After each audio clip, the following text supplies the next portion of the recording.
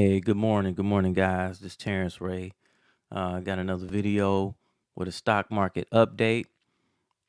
Right now in the market, we have the market is relatively flat. It is down currently, and I'm just looking at the S&P futures down about 0.5%. NASDAQ futures down about 0.5%. Same with the Dow futures, and the Russell is almost down 0.5% as well. Only about 5 handles. The bonds are currently green on the day, well, at least the 30, the ZB /ZB, the notes, it looked like they're getting ready to try to turn green. And then we got the TLT, which is green. So we got bonds up, index is down. We have the VIX futures relatively flat with the VIX up 2%. So that means the VIX futures should be green probably during this broadcast.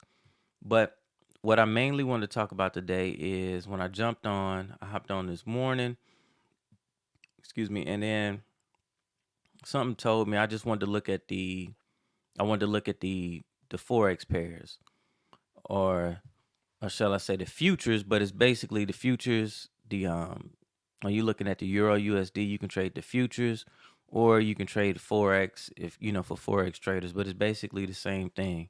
If you're looking at /M6E. Now /6E is the regular future.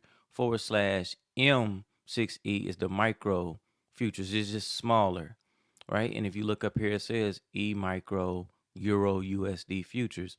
So this would be the equivalent to trading Euro USD and Forex. And I seen the setup. Basically, the setup right now is the past few weeks or so, I would say maybe the past few months, we've had a weaker dollar. So the euro against the dollar has been going up. Now, if I was to let's put this on a daily chart, make it a little easier. And if we're looking at, this is a 6 month, and if you're looking at the past 6 months, you'll see that the euro against the dollar has been going up. And if you look at the British pound, the Australian dollar, the Canadian dollar, if you look at them all as compared to the dollar, now in the futures market, they're going to all be in front of the Euro USD, as opposed to Forex. The USD would be on the front and the Canadian dollar would be the back pair. But in the futures market, these pairs are all matched up against the dollar, so they're going to be in the front.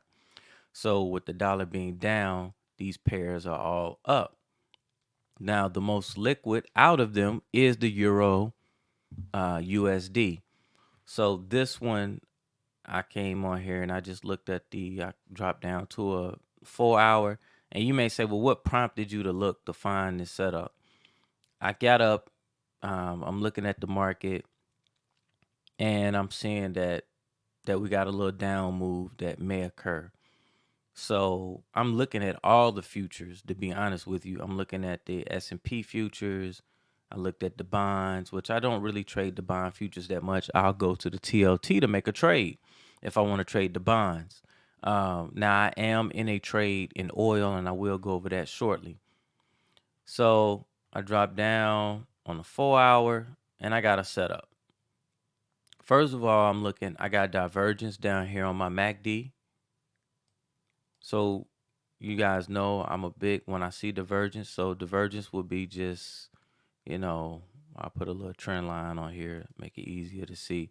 It would just be something like here, right? So you see on the momentum oscillator that it's making lower lows, but price action is making higher highs.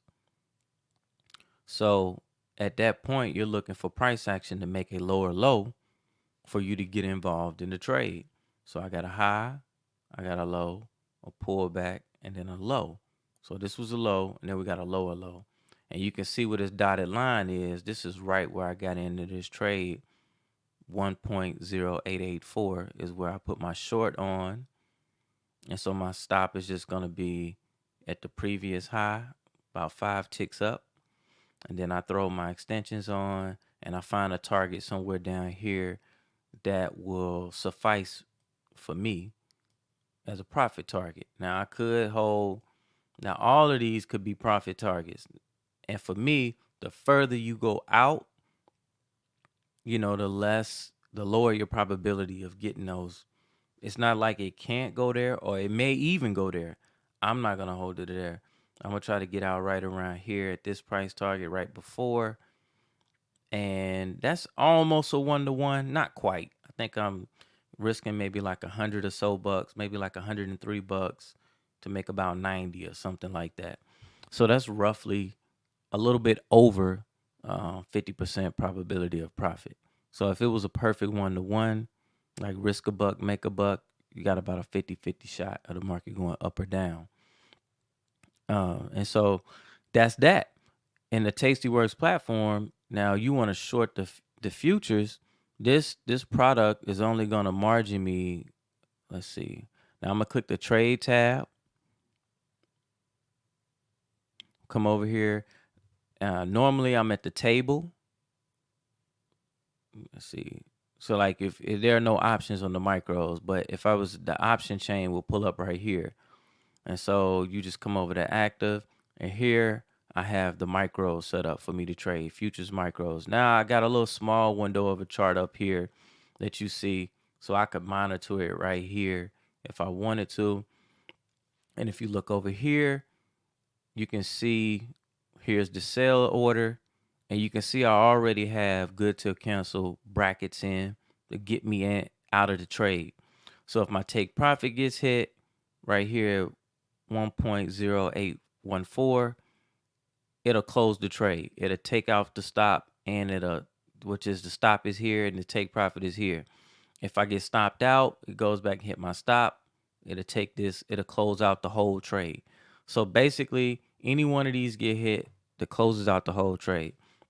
If for some reason I change my mind and I want to get out of this trade, I can hit this button right here, and this will flatten. This will close the trade, and then right here, the flatten button. If you got a lot of orders on in this, but let's say you have more than one contract open, right? And you're just in here trading, and you just like, all right, man, whatever, I want to get out. You just hit this flatten button. That flatten button gonna close out. It'll close it out, right? It'll get you out of what you're in, and then that's that. It's just simple as that. I got a lower low. I had divergence. Now I'm in the trade. This is a cheap trade. Don't really cost a lot to trade. Like I said, it only margins you about 330 bucks. So you literally could make this trade on the TastyWorks platform, and you got about $400 or $500 in your account. That's one of the reasons why I advise you to start, with at least a minimum of about $2,000, but put some money in there, and then you can find a cheap product to trade. You can trade one thing and just get good at that, on watching that one thing move and just trade it, and make you a little money. And so with that, I do want to get to, now I will be, hit the subscribe button and like button, and then hit that bell notification. Make sure you're a subscriber, because when I put these trades on, I may do the video right then, I may do the video later, or sometimes I'll just send it out as a post on my YouTube channel, so you'll see it as a post. You can follow me on Twitter. I do like post charts all throughout the day. I may see a chart on my phone, post it out. I'll be sending trades out on Twitter. Or if you follow me on YouTube, you'll get them as well. So that's one of the ways of, seeing what I trade, right? Make sure if you do decide to follow me into a trade, you be comfortable with the risk, and do it at your own risk, right? Do your own research or whatnot. I just like to come on and show you guys how I find them. Let's take a look at the oil trade. I'm still in this. Now it look like oil going down today, but I'm cool with that. You can see the open position that I have. I'm up currently 40 bucks on it.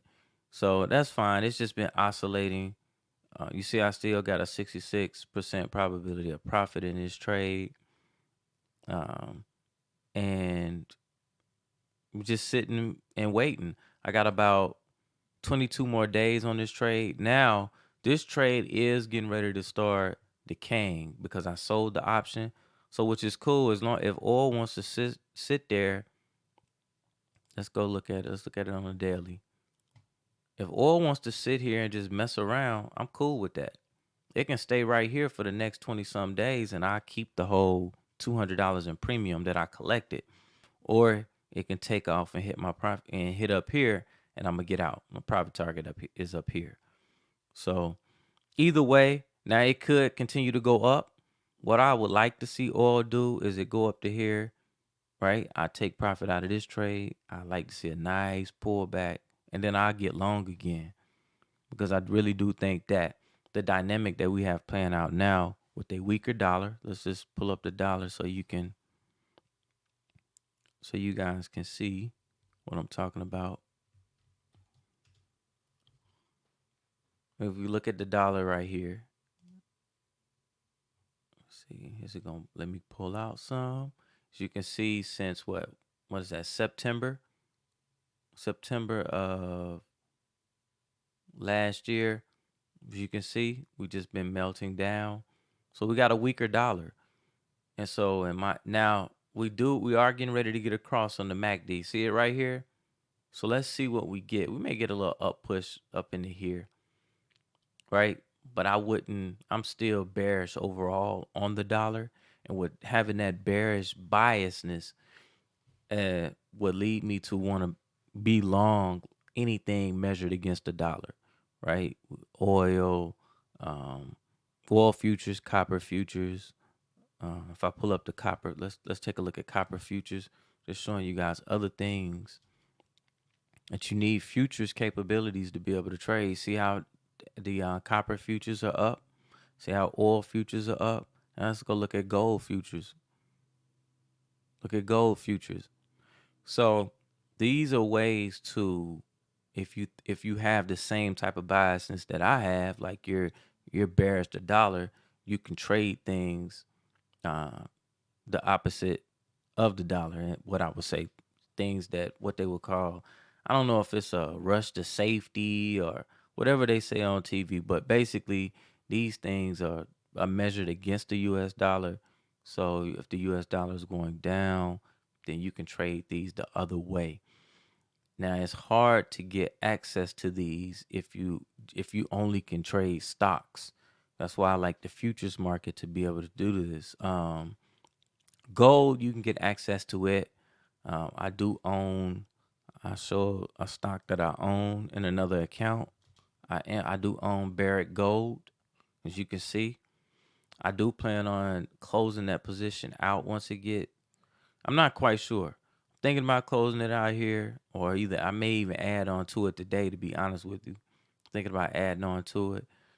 I may just hold this. I may hold gold. Gold may be the play for the rest of the year for me. Just depends. And the only reason why I say that is because with this particular stock, it does pay a dividend, not a big dividend, only a 15-cent dividend, right? But the point is, it's better, in my opinion, to trade something and collect a little small dividend, and as it appreciates and goes up, it may not go up as much as something like a Tesla or something like that.